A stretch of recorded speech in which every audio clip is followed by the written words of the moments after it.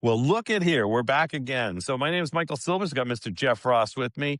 Sandy's off playing somewhere, but she'll be back next week, which is amazing. And next week could be 3 weeks, or depending on when we drop it, or depending how she's on. So you just got to roll with the flow, everybody. You're with here unmuted. It is a great day because it's really about taking your voice and really moving it to the next level. And what's really funny, Jeff, is I've heard so many people that have just been talking about, how do I get my voice out there more? How do I it's like, well, why do you want to, number one, right? Because then you got people following you that maybe you don't want to follow you. Um, but they're always wondering about, like, do I do virtual? Should I do live events again? What should I do? And for those of you that this means anything to, we're going to talk about this a little bit tonight. And remember, this is just our own thoughts and feelings. And, I've been in this industry, like, yeah, I don't even know. Let me do the math again. It's 20 something years, right? Every time I do the math, it just gets really big. So I'm just going to say 20 something years. There was a show on TV, actually, Jeff, called The Goldbergs, and they always say 1980 sometime, right? Yeah, It's no, July sometime. 1980 sometime. And that's really what it's going to be for now on. Because when I talked to Mary, who's been in this industry, my business partner was Tony Robbins, both of our business partners, vice president for 18 years. She doesn't even do that. She just says, I've been in this a long time. She Yeah. will not say how many years she's been in. So, but it's truly, why do you want to get your voice out there? I think that's the first thing that most people need to really look at. Mm. Because we have that tendency of, we want to make sure, do you want to be in lights? Do you want to be famous? Do you want to just make a difference on the planet? Do you want to serve? I like when people always come from, how can I serve the planet? Where can I make a difference? How servant leadership, I think, is the big piece within the greatest trainers I've ever seen, is that servant leadership piece. I mean, Zig Ziglar was amazing at that. I met him, but it's always how to serve. The big thing that jumps out for me is not just how to serve. Like if you reflect on the greats, Brian Tracy, Zig Ziglar, Bob Proctor, just to name a few. Like there's so many out there. But the big thing that I see that has like a through line that brings them all together is they're all about the impact for the greater good.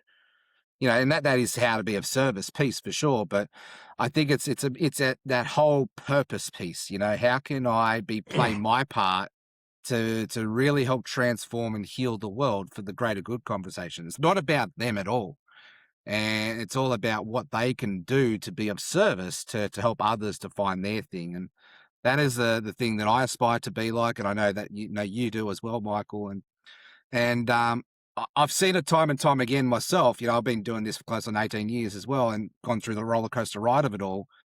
But even in my early days, and reflect back on my early days, it was about me, myself, and I. And, it's look at me, look at me, look at me. And you get to the certain point and it feels empty. And, I reflect on, if fame, if money, if the glory, or if the accolades was what was the definition of success, which, essentially Hollywood has definitely painted that picture for us. I think that's a big part to play in it, and, the Grammys and all of that stuff. But if that was the case, then I always ask the question, why aren't rock stars or celebrities or sports stars truly happy? Well, I'm sure there are a few. There's the odd exception, as there always is, but you hear most of them. They're either trying to escape life with the rock and roll lifestyle with drugs and music and sex and whatever it is.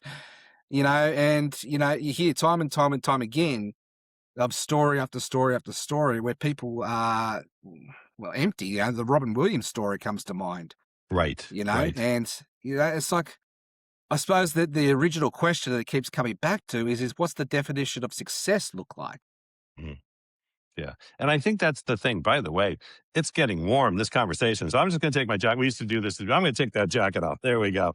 There we go.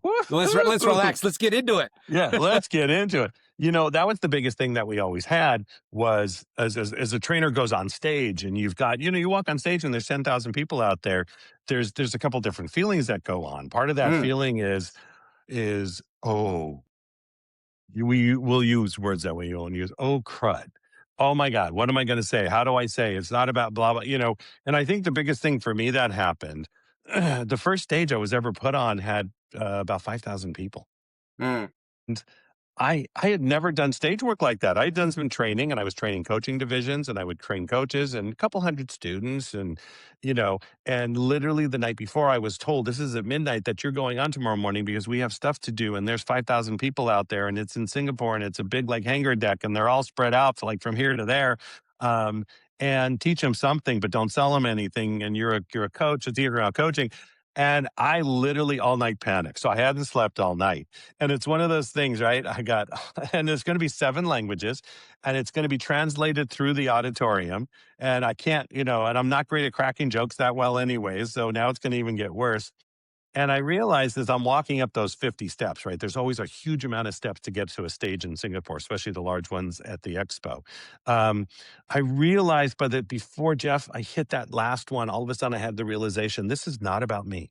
Yeah. This is not about me. And the minute I had that realization that it's not about me, I have never been nervous on any stage since. Now, you should have a little anxiety, which I do, and that's okay, but nothing the same way. I realize every time before I go on stage now, anchor, it's this is not about me. I'm being of service. And literally, there is still the little bit of ego goes because I'm on stage. And then actually I went off the stage. The one thing they told me not to do because it's really hard for the cameras in the big auditorium. But I went down off the stage and I was showing them if you look this way, this is your future, this is your past, this is what you do. And I was moving all over. And at the end, the assistant trainer comes back on, says, "Thank you, Michael Silvers." Give him a thunderous round of applause. Everybody's applauding. And at the next break, I go back to the table and I just want to know how you do, right? Because we all want the Of feedback, course. let Yeah. alone, was I good? Was it good? And this is one of those humbling moments because I talked to the assistant trainer. He's like, "I'm so sorry. I was working on all the notes. I really didn't get to watch you." Okay, fine. Okay, let's go round 2. There's cameras. We're filming the whole thing. So I go to Mm. the tech, the guys in the tech. I said, "Tell me what you thought because you've seen more trainers than anybody else." And they said, "Actually, because we needed a quick fill in for you. We didn't have everything we need, and the decision was because it's not really part of what we were doing here. We didn't film it." And actually, more than that, while you're on stage, because you seem to be comfortable, that's all we can tell you. We actually had a meeting. So I'm like, okay, so nobody from tech, no, none of the trainers or everybody else was there because they were in a meeting about the company, right? And I'm like, okay, all right. So, but it's not about me. So I don't need the accolades. I don't, Mm. but I couldn't let it go. The translators. See, there's always still somebody in the room. So I go to the translators and I said, "Tell me how I did." And one translator looks at me and goes, "Slow down." I went, "All right, that's feedback, right? That's feedback." And that's all they said. They said, "That's all." And then because they had to get to the notes because the next session was starting in 10 minutes. All right. So I got the translator says, "Slow down." I went to the event supervisor who I knew really well. And she had run thousands of these for people like Tony Robbins and Harv Eker and many others.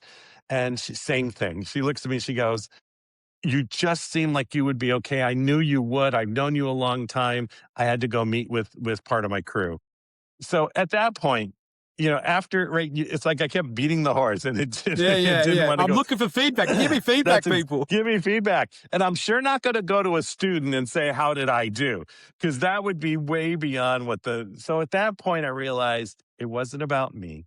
They Mm. seemed to all be applauding. There was 2 reasons: either they really enjoyed it, or they wanted to get me off the stage any way they could. And I had to just let it go. It's like, "Don't do Yeah. that song now." And that letting go made me better and better through the years. Yeah. Because now when I do that, now when I present, Jeff, you see me, I mean, we do shows where we have over 2 million viewers. And there's no feedback. There's no accolade. There's a lot of questions because we're good at conversational. So we get thousands and thousands of comments, Mm. but it doesn't matter to me anymore. And it hasn't mattered to me in 16 years. Since some of those first that stage thing when I mean I'd done the work before, but that stage that was 16 years ago, 17 years ago. Um, it is the I way know. it is, everybody. I love that. And I also, as you're sharing that story, I sort of reflect on the story of my own. And it's actually just a recent one. Like last year, I was talking to Dr. Joseph McClendon about this. I think you were in Hmm. the room. Yeah. And one of the things that I've liked to do before I go up on stage is I pray. and pray just to center my thoughts, to center my heart, to get me out of my head, to get me in. And Joseph was asking me what was the prayer, and the prayer was about help me to perform better, that type of thing. And he said, well, how about we just shift it and actually, help others to connect and be a servant, be about we, not about me. And that made all the difference as well. And it's funny how we can get up in our heads in this whole performance anxiety, and I think that's the key word, right? Is when we try to perform, to impress people, we then get up into that space where it's either goes one or two ways. One is the anxiety kicks in and people stress out and they stuff up and trip over their feet or their tongue or whatever it is. Or the other way is that the ego's getting fed, and and it is that look at me, and I'm sure that you've seen everybody in between that spectrum, and everybody in the people who have been of service and who are just in it there to contribute to the greater good. What are some of the key sort of telling signs that you can see from your perspective, whether people are in it there just for their bank account or whether they're there to truly serve? Yeah, that's always a great question because that comes up a lot. And Harvey used to always, there's nothing wrong with money. Money's a tool. So money we use, right? We use it well. Hmm. Um, but I think it's the typically what objective we behind it, right? that's correct.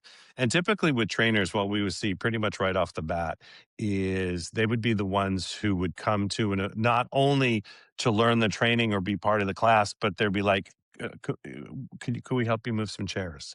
Mm, Is there, do you have some handouts, anything? They would always be asking to be of service. mm, Part of what my wife and I did and what I did through the time was we always asked what we could do. So even before any of that stage work, we had worked on the cameras, handouts, moving chairs, mic runner. I've been like every position and I was, even when I was a director and when I was a VP, same thing. I get in there, change chairs. We're going to move chairs. We're going to give me the mic. I can run the mic. Um, and I think that's what we always looked at was not the speaker comes. I am so good. I can't touch anything. I don't do anything. I'm not helpful. I'm going to be first in line when it's like lunchtime and the buffet's out for the team and they jump in front of everybody. There's those little signs that you see right away that you just know somebody's of service. And I don't want to see that they always have to be first. mm, That's the other thing too, because it's okay if they're an A personality. A personality, they're all A personalities basically, so they're all hitting each other. But I like the one who just goes, "Yeah, please, you go first." This is because they know they got it. They know whenever it's their time, they will show us what they need to show us and be of service. And that's what I always looked for. And people mm, don't sort of get that is how do I display? So here's what everybody's going to do. Okay, so I just got to pretend that I'm of service. No, because we even know it because there's things we're going to ask you to do sometimes that are so ridiculous. It's like, you know what? We ran out of at one event, we ran out of napkins. So I asked one of the trainers, one of the assistant trainers, "Can you go to the restroom and go get us a whole bunch of paper towels?" And a lot of people would, he said, "Absolutely." He was like there and back. And I did that with another assistant trainer once. There was something else we needed. And I said, could you do me a favor? We're out of these things we need to fold. Can you just go to the store for us, grab the paper, fold it all in half, tear it in half, and bring it back in the next 2 hours? And he said, "Am I really supposed to do things like that?" That's you just know by the comments. And I said, "Yes, you are." Sometimes you just have to train them through that. Sometimes they're just, you can never have that big head, and that doesn't work no matter how mm. long you've done this. I don't want to work with divas. I don't want to work with, again, how many events? We have 12 to 14 events a year. Some of our summits go over 2 million people. And we know who we want to work with again and who we don't. We know we like new blood, by the way. Everybody out there listening to this show, if this is something you've ever wanted to do, please, we'll put it in the show notes, a way you can reach Jeff and we can have a conversation.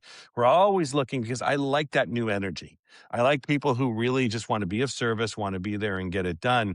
Um, but I want to know that that doesn't just go over one time or two. I watched that for like a year. Yeah. Well, I know. Yeah, exactly. Right. I could just reflecting back on our conversation, how we come into the space together. No, it's the one thing I'll give Michael here is credit is looking for people to put on the right seat on the right bus type of conversation. And Michael, you're brilliant at that, and I really appreciate how you have really mentored and partnered with me on that journey. But I remember back when Karen Hall introduced us together, and I was just at that stage of launching the my own podcast, the Laptop Lifestyle Dad Show, and it's like it came into the LATPN network, and it's like Michael, absolutely love what you're doing, love the vision, and I think that the question is how can I be of service? But put me in, coach. Where do you need me? Yeah. And Yeah. and that started off with running tech for the events, then moving into being on a panel, and then hosting my own panels, and then hosting my own shows, and everything in between. And it's only been really what 18 months, 2 years since that journey. I don't even know And that long. Right. right, and look at where we are now. It's like it's been Yeah. beautiful. And Yeah. I know that as we grow this amazing collaborative community together, I know that's what I'm looking for as well, right? Is how can we be of service and how others can fit in, and it's just beautiful when you can build a team off of that backbone. It's something different about that than building a team of what can I get, what's in it for me. Yeah. Yeah. I think Mm. that's that big piece, and that's, by the way, Karen Hall, another very of service from the day I met her. Um, but it is how we sort of structure our lives and what's around us, and how can I be of service? And instead of the don't ask me to do that, or I don't have to do that, or I'm above that, or all of that, and it comes up from all of us. I don't care how much you tell me you're of service, it comes up for all of Of us. course it does. There's Yeah. things we're asked sometimes that we go, Mm. and or we stout down the road, but I did all of this. Do I really have to do that? There's all of those. I do it. I absolutely do it. It's something that I do, and I've got to watch, and I have to be careful of.